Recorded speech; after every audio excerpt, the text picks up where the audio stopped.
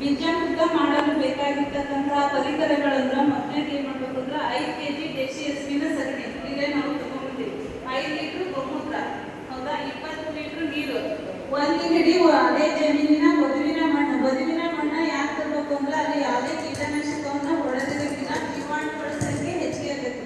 ಹಾಗಾಗಿ ಆ 1 kg ಬದುವಿನ ಮಣ್ಣು ಮತ್ತು ಬೀಜಗಳು 50 ಗ್ರಾಂ ಸುಣ್ಣದ ತಿಳಿ ನೀರು, ಇಷ್ಟು ಒಂದು ಪರಿಕರಗಳು ಬೀಜಾಮೃತ ಮಾಡಕ್ಕೆ ಬೇಕಾಗ್ತದೆ. ಹೌದಾ, ಈ ಬೀಜಾಮೃತ ಮಾಡೋ ವಿಧಾನ ಹೆಂಗೆ ಅಂತಂದ್ರೆ ಮೊದಲೇ ಮಾಡಬೇಕು, 20 ಲೀಟ್ರ್ ನೀರು ಇರ್ತದೆ, ನೀರಿಗೆ 5 ಲೀಟ್ರ್ ಫಸ್ಟ್ 5 kg ಸಗಣಿಯನ್ನು ನಾಳೆ ಬೀಜಾಮೃತ ಮಾಡ್ತೇವೆ ಅನ್ನೋ ದಿವಸ ಒಂದು ಬಕೆಟ್ನಾಗ 20 ಲೀಟ್ರ್ ನೀರು ಹಾಕಿ ಒಂದು ಕೋಲಿನ ಸಹಾಯದಿಂದ ಕಟ್ಟಬೇಕಿಂದ ಕಟ್ಟಿ ಹಿಂಗೆ ಇಡಬೇಕ್ರಿ. ರಾತ್ರಿ ಬೆಳಗ್ಗೆ ಎದ್ದ ತಕ್ಷಣ ಏನು ಮಾಡಬೇಕು, ಹಿಂಗೆ ಬಿಡ್ಬೇಕ್ರೆ ಅದು ಸಗಣಿ ಎಲ್ಲ ನೆಂದು ನೀರಲ್ಲಿ ಅದು ಸಗಣಿಯಲ್ಲಿ ಇರ್ತಕ್ಕಂಥ ಪೋಷಕಾಂಶಗಳೆಲ್ಲ ಏನು ಮಾಡ್ತಾವು ನೀರೊಳಗೆ ಬಿಟ್ಕೊಂತವು. ಬೆಳಗ್ಗೆ ಎದ್ದ ತಕ್ಷಣ ಏನು ಮಾಡಬೇಕು, ಅದನ್ನ ಕ್ಲೀನಾಗಿ ಕಿಚ್ಚಿಗೆ ತೆಗಿಬೇಕು. ಇದು ತೇಲಂಗೆ ಇಡ್ಬೇಕ್ರಿ, ಮತ್ತು ಮುಡ್ದಂಗೆ ಇರಬಾರ್ದು. ಈ ಕೋಲಿನ ಸಹಾಯದಿಂದ ಆ ಸಗಣಿ ಏನು ಮಾಡಬೇಕು, ತೇಲಂಗೆ ಇಡಬೇಕು. ಇದನ್ನ ಕ್ಲೀನಾಗಿ ಕಿಚ್ಚಿಗೆ ತೆಗಿಬೇಕ್ರಿ.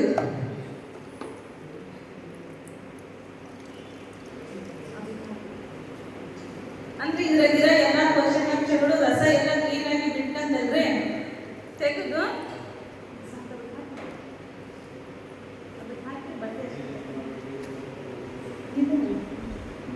ಆಮೇಲೆ 5 ಲೀಟ್ರ್ ಗೋಮೂತ್ರ ಹಾಕ್ಬೇಕು.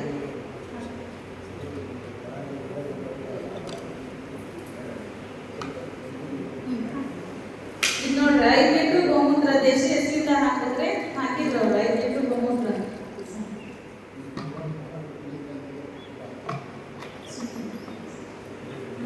ಇದು 50 ಗ್ರಾಂ ಸುಣ್ಣ ಹಾಕ್ಬೇಕು. ಸುಣ್ಣದ ಒಂದು ನೀರನ್ನ ಕಲಿಸ್ಕೊಂಡು ಹಾಕ್ಬೇಕು.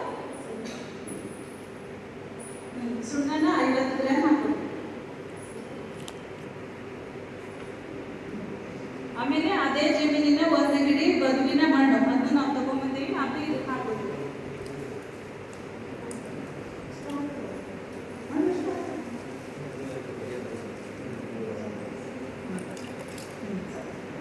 ಇಷ್ಟು ಹಾಕಿದ್ರಿಗೆ ನಮಗೇನಾದ್ರೆ ನೈಸರ್ಗಿಕವಾಗಿ ಬೀಜಾಮೃತ ರೆಡಿ ಆಗ್ತದೆ. ಹೌದಾ, ಈ ಬೀಜಾಮೃತವನ್ನ ಯಾಕೆ ನಾವು ಮಾಡಿ ಬಿತ್ತನೆ ಮಾಡಬೇಕು ಅಂತಂದ್ರೆ ಮಣ್ಣಿನಲ್ಲಿ ಬರ್ತಕ್ಕಂಥ ರೋಗಗಳನ್ನ ಇದು ಬೀಜಗಳಿಗೆ ಬಿಟ್ಕೊಡಲ್ಲ, ತಡೆಗಟ್ಟುತ್ತೆ. ಎರಡನೇದಕ್ಕೆ ಬೇರುಗಳು ಚೆನ್ನಾಗಿ ಬಿಟ್ಕೊಂತವು. ನಾವು ಬಿತ್ತಿದಂತ ಬೀಜಗಳು ಹೋಗಲ್ಲ, ಮೊಳಕೆ ಪ್ರಮಾಣ ಚೆನ್ನಾಗಿ ಬಿಡ್ತದೆ, ಬೀಜಗಳು ಕಡಿಮೆ ಹೋಗ್ತವು ಜಮೀನಿಗೆ ಬಿದ್ದಾಗ.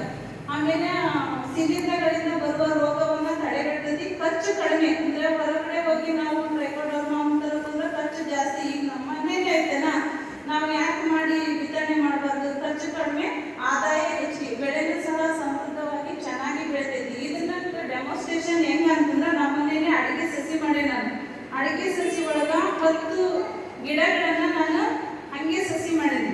ಇನ್ನು ಉಳಿದಿದಂತ ಗಿಡಗಳನ್ನ ಬೀಜಾಮೃತದಲ್ಲಿ ಎತ್ತಿ ಸಸಿ ಮಾಡೀನಿ. ಅವಕ್ಕೆ 2 ಡಿಫ್ರೆನ್ಸ್ ಗೊತ್ತಾಗಬೇಕು ಅಂದ್ರೆ ನೀವು ನೋಡ್ಬೇಕಲ್ಲ, ಅದೇ ಬೆಳೆನೇ ಬೇರೆ ಐತಿ, ಈ ಬೆಳೆನೇ ಬೇರೆ, ಅದು ನೋಡಿದಾಗ ಅಷ್ಟ ಗೊತ್ತಾಗತ್ತಿ. ಸೊ ಎಲ್ಲ ರೈತರು ಇದು ಕಷ್ಟ.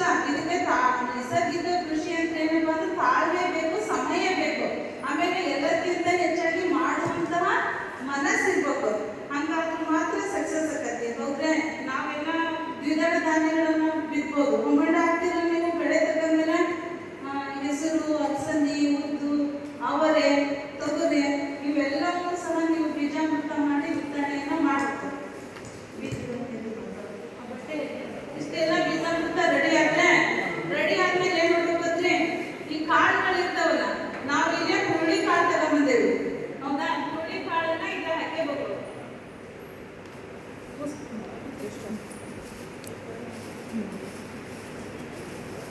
ಇದನ್ನೇನು ಮಾಡಬೇಕು, ಗಂಟು ಕಟ್ಟಿ ಇದ್ರಾಗ ಎದ್ಬೇಕ್ರಿ. ಎದ್ಬೇಕು ಅಂದ್ರೆ ಎಷ್ಟು, ಒಂದು 10 ನಿಮಿಷ ಹಿಂಗೆ ಎದ್ದಿ ತೆಗಿಬೇಕು. ತೆಗೆದು ಏನು ಮಾಡಬೇಕು, ನೆರಳಲ್ಲಿ ಒಣಗಿಸ್ಬೇಕು.